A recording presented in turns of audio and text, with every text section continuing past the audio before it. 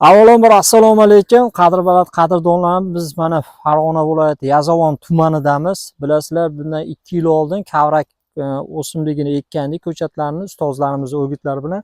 Mana o'zi holatni ko'ryapsizlar, kavragimiz mana. Qanchalik o'zi 2 yildi. O'zi Xudo xolasa mana holatni ko'ryapsizlar. 2 yildan keyin Xudo xolasa bu yerda inshaalloh hosilini olib yig'ishtirishni boshlaymiz. Mana ko'ryapsizlar qanchalik baquvvatligini ko'rsatmasin inshaalloh.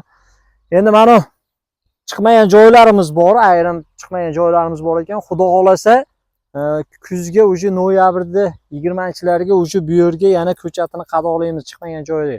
Shuning uchun siz ham ekin, Xudo xolasa ayrimlar chiqyapti. Aka, qanday bo'ladi? Hosili qanday bo'ldi? Oldingizmi?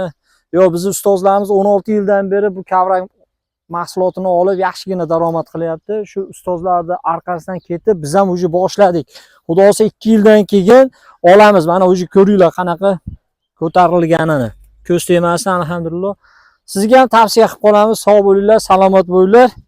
E'tiborlaringiz uchun rahmat.